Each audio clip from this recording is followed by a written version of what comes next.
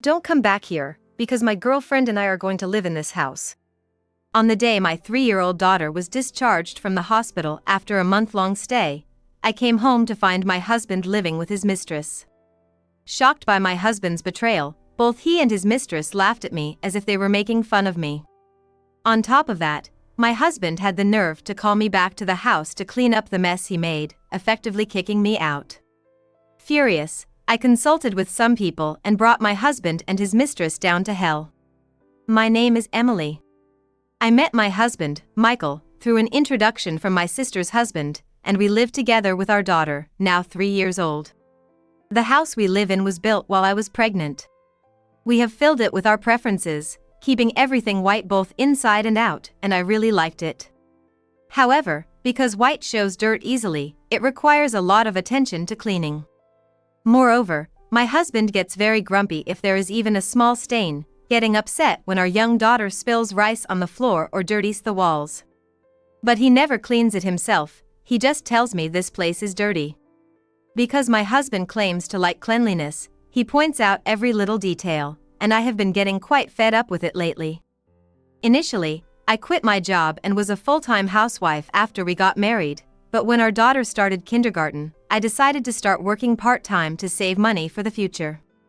I have started working, so I wish my husband would help out a bit more with housework and childcare, but according to him, the part-time job is something I decided to do on my own.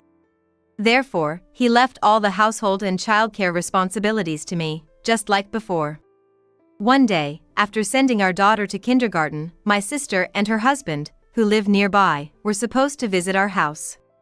I tried to tidy up the house as much as possible while helping my daughter get ready in the morning. My husband didn't like that our daughter was touching things with her messy hands and called me before he left for work, complaining that I wasn't disciplining her properly. Even though he used to adore our daughter when she was just born, lately he has been looking at her as if she is something dirty. I try not to show it on my face in front of our daughter, but his attitude has been really bringing me down. Because my husband complained, I was running late to take my daughter to kindergarten and was in a hurry to get back home to meet my sister and her husband. They had decided to visit just 2 days before. When they called to ask if I had time to meet, I thought they must have something to talk about, but when I saw them at the front door, I realized it was not going to be good news. I invited my sister and her husband into the living room, and although they complimented our always clean house, their expressions remained stern. After I served them coffee, my sister's husband finally gathered the courage to speak. "Actually, I've heard some not-so-good rumors about Michael." What he said next was unbelievable. Apparently, my husband was having an affair with a coworker. My husband was originally introduced to me by my sister's husband, but he wasn't directly acquainted with him, it was through a mutual friend of theirs, my husband's brother, in other words my brother-in-law. My brother-in-law's friend works at the same company as my husband, and he had heard some bad rumors from a colleague. One of the colleagues said that a female coworker had been going around saying she has a boyfriend in the company, and it seemed like she was talking about my husband. Just as my brother-in-law's friend was trying to discreetly find out if the rumors were true, he accidentally stumbled upon my husband and the woman together. They weren't even trying to hide it, openly flirting in the company. His friend was shocked, took a photo of them and reported it to my brother-in-law. Then my brother-in-law told my sister's husband with the photos. Even though my sister's husband initially couldn't believe it, he had to accept it as the truth when he saw the photo evidence. He even has the photos with him, but I chose not to look at them. My sister and her husband apologized to me, saying they were sorry for introducing me to a man who would cheat. Even after finding out about my husband's affair, I was at a loss for what to do. I had never doubted my husband before hearing this story from my sister's husband, and more than anything, I didn't want to take my daughter's father away from her. But at the same time, I couldn't stand the thought of being cheated on. I was about to talk to my sister and her husband about what to do next when suddenly my phone rang. I answered the phone. It was from my daughter's kindergarten, telling me that she had a high fever and asking me to come pick her up. "It seems like my daughter has a fever, so I need to go pick her up." When I said that, my sister and her husband, who had come by car, offered to pick up my daughter with me, so the 3 of us went to pick her up together. When we arrived at the kindergarten, my daughter was completely exhausted, and it was clear that it wasn't just a common cold. Her cheeks seemed a bit swollen, and her homeroom teacher told us that there was a child in the class who had gotten mumps, so she suspected that my daughter might have it as well. We rushed to the hospital, and at the reception, we told them that we suspected she might have mumps. Given my daughter's condition, they decided she needed to undergo some tests as there was a possibility she might have developed complications. While waiting for the test results, I got anxious and called my husband. But he didn't answer, and he didn't call me back. In the meantime, my daughter's test results came back, and it turned out she had mumps and had developed meningitis. She was admitted to the hospital right away and moved to a hospital room. After we received an explanation about the hospitalization, and since my daughter was fast asleep, I decided to go home to prepare for the stay. My sister and her husband offered to stay with my daughter, so I called a taxi and went home. When it was completely dark outside, my husband finally returned my call. He seemed upset that I called him while he was at work, and in an irritated voice, he said to me, "Don't call me during work."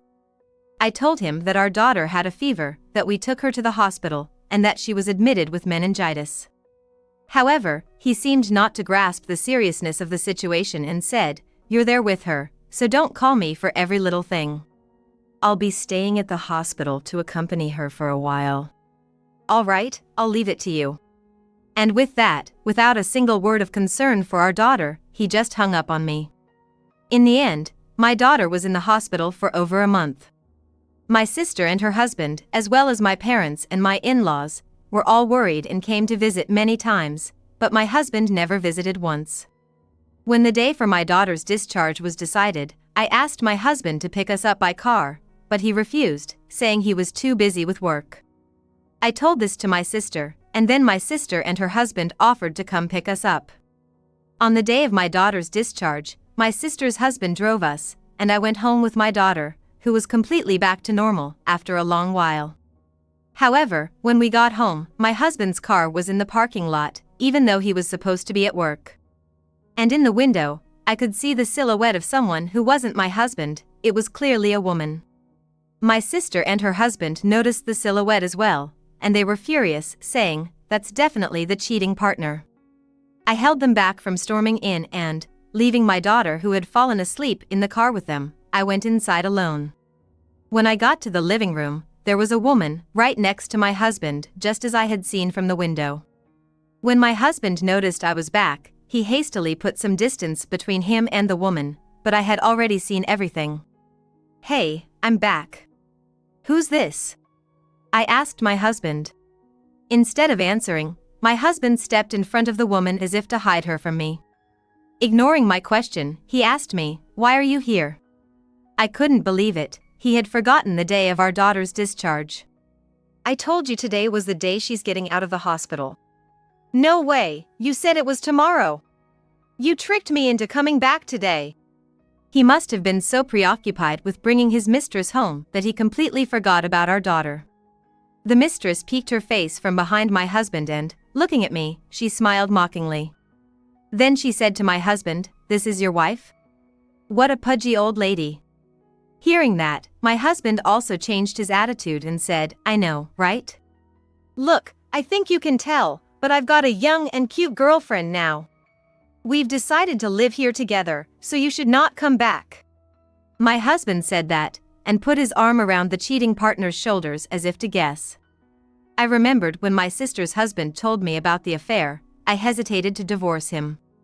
However, after seeing his behavior during our daughter's hospitalization, any love I had for him had completely disappeared.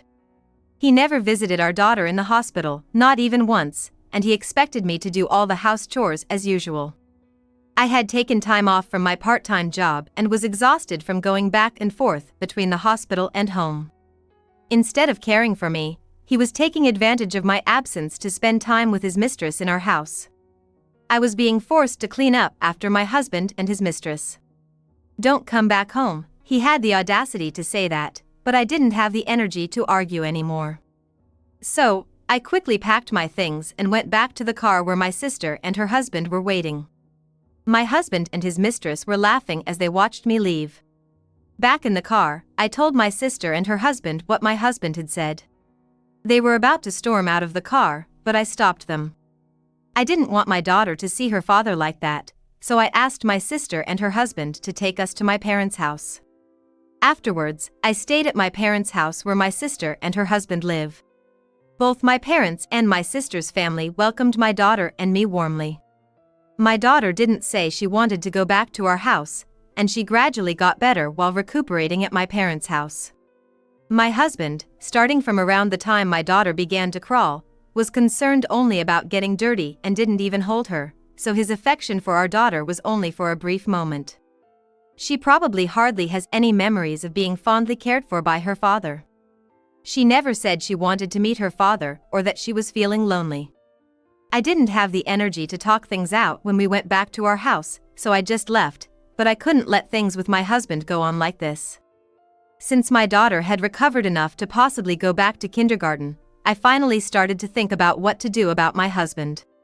One day, I received a call from my husband. While wondering what he would say, I answered the phone, and he told me, "The house is dirty, come back and clean it." Even though he should be living in that house with his affair partner, it seemed like she was also a person who doesn't do housework, just like him. Well, my sister had told me she was young, so she might not have lived alone before and probably left all the housework to her family. It was my husband who told me not to come back, but now he's telling me to come back just to clean, which is an incredibly selfish thing to say. I declined my husband's request in amazement. "You should clean your own house. Or maybe that girl you're having an affair with can do it." I said that and hung up the phone. My husband called several times after that, but I ignored him and didn't answer any more of his calls. He must be fuming on the other end of the line, not knowing what will happen to us from here on. That night, after having my parents put my daughter to bed, I was folding laundry in the living room. Then, I heard some commotion at the front door, so I went to see what it was. When I opened the door, there stood my husband and his affair partner, completely drenched from head to toe in red. Behind them, my sister and her husband, as well as my in-laws, were glaring at them, making sure they couldn't run away. My husband and his affair partner apologized, saying, "We are truly sorry." However, my sister, her husband, and my in-laws didn't accept their apology. What was covering them from head to toe was not blood, but tomato juice. After my husband had called me to clean the house, I immediately told my sister and her husband, as well as my in-laws about it. First, my sister and her husband went to visit my husband, and while they were doing that, my in-laws, who live a little distance away, also headed to my husband's place by car. My sister and her husband lured my husband out to the garden under the pretext of borrowing some gardening tools I had, and as soon as my husband turned his back, they threw tomatoes at him. When he turned around in surprise, they also hit his face with tomatoes.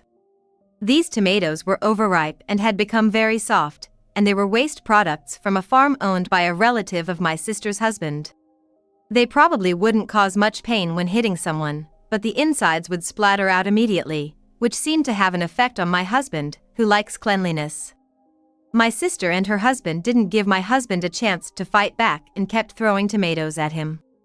The tomatoes hit not only my husband but also the pure white exterior walls of the house, and my husband screamed. While all this was happening, my in-laws arrived, and my husband was being pelted with tomatoes by my sister and her husband as well as my in-laws. Hearing my husband's screams as he ran around in a panic, the affair partner, suspicious of what was happening, showed her face in the garden, and then she too was hit with tomatoes. She tried to escape back into the house, but my sister dragged her back out into the garden, and she ended up running around with my husband. Every time my husband and the exterior walls got dirty, he let out a pitiful scream, and the affair partner also started to cry and scream in panic. By the time my sister, her husband, and my in-laws had thrown all the tomatoes they brought, the two of them had completely quieted down, and they were led to my parents' house nearby on foot. It seemed like the neighbors gave them strange looks as they passed by, but no one intervened. Actually, I was listening over the phone the whole time since my sister and her husband arrived at my husband's place. I can never forgive what my husband and his lover did, but hearing my pathetic husband's voice and the lover's cries, I felt a bit better. And seeing the pitiful sight of the two of them desperately apologize to me, I couldn't help but find it hilarious. This plan was suggested by my sister's husband after my daughter was discharged from the hospital. Doubting my husband's attitude when our daughter was hospitalized, I thought of installing the baby monitor we used when she was a baby in our bedroom. I suspected that if my sister's husband was right, my husband might have invited his lover to our house while my daughter and I were away. I was nervous that the baby monitor, hidden in the shadow of a houseplant, would be found at any moment, but luckily neither my husband nor his lover found it, and it captured both of their actions perfectly. From the day my daughter was hospitalized, it seemed like my husband was enjoying a quasi-cohabitation with his lover at our house. Every time I came home, I saved the recorded footage as evidence. After my daughter was discharged and my husband's infidelity was confirmed, I told my sister and her husband about the video evidence and consulted them about what to do next. They first suggested getting my in-laws on my side. My in-laws live about a 30-minute drive away and are calm people, never seen angry unlike my husband. I went to my in-laws' house with my sister and her husband, bringing the evidence with us. At first, my in-laws didn't believe that their son could cheat. But when we showed them the footage, they saw my husband being intimate with his lover, and they had no choice but to believe my story. Moreover, my husband not only told his lover that he would leave me, but he also said about our daughter, "She just messes up the house, not cute at all. I'll throw her out along with her mom." Hearing this, my in-laws were furious. They wanted to go to my husband right away, but my sister, her husband, and I stopped them. My husband had been defiant when he found out that I knew about the affair, so he thought that getting a divorce right away would be just what he wanted. We didn't want things to go his way, so we discussed with my in-laws how we might be able to punish my husband. They were also unable to forgive what they saw on the video, so they immediately agreed to our plan. After discussing it together, we decided to throw tomatoes at him, a suggestion from my sister's husband who had studied in Spain, inspired by the tomato festival there. We thought it would be satisfying since my husband hates getting dirty, and throwing tomatoes, which wouldn't cause injury, seemed like a good idea. It was also perfect timing because my sister's husband's relatives are farmers, and they had an excess of tomatoes that were about to be thrown away. At first, I was bewildered by this outlandish idea, but I realized that normally, this kind of behavior wouldn't be enough. I thought he deserved to feel a bit of pain from being hit by tomatoes, so I decided to go along with his idea. My sister, her husband, and my in-laws were to carry out the plan. I wanted to throw tomatoes at my husband too. But I was still worried about my daughter's condition and couldn't leave my parents' house.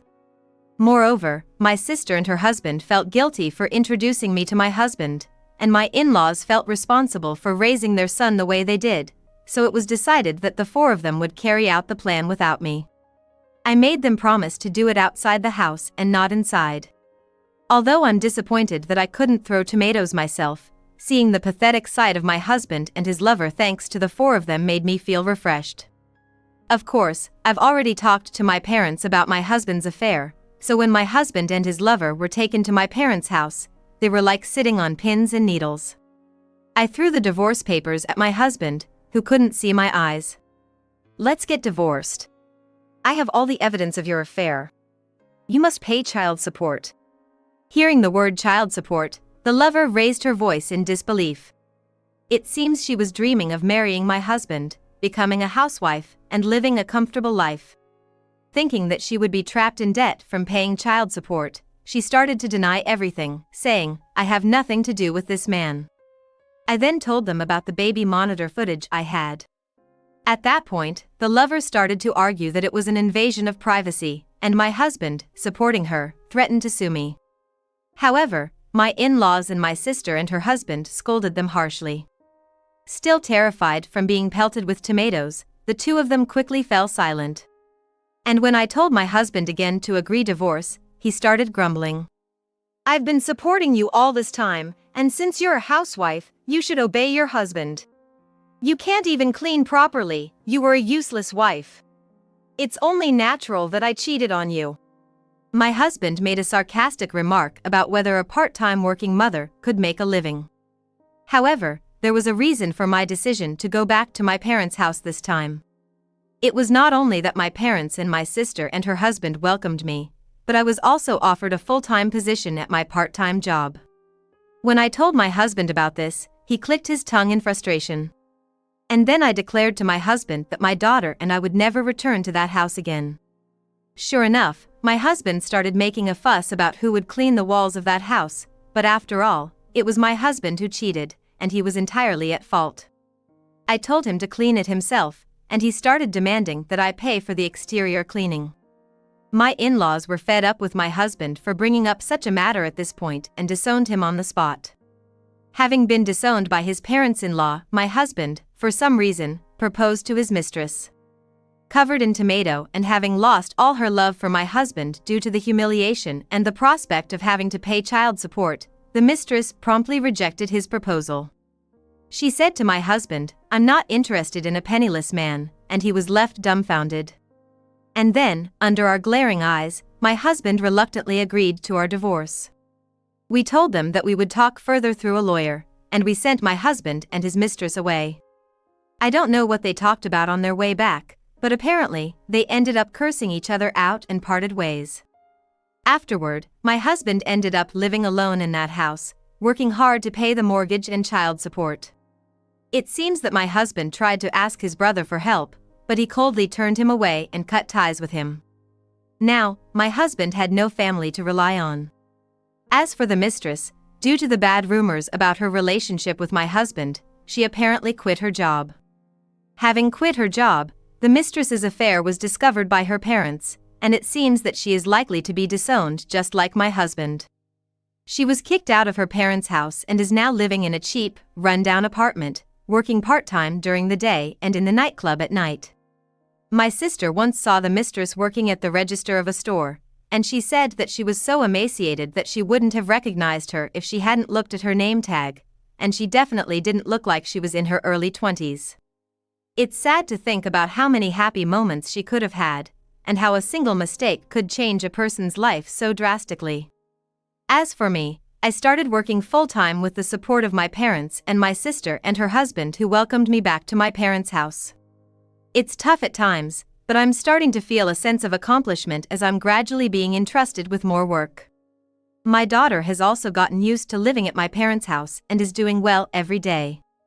When we were living with my husband, she didn't get along very well with adult men, probably because my husband often yelled at her, but now she is starting to overcome that thanks to my sister's husband and my father treating her kindly. Surrounded by a kind family, my daughter and I are now leading a calm and happy life.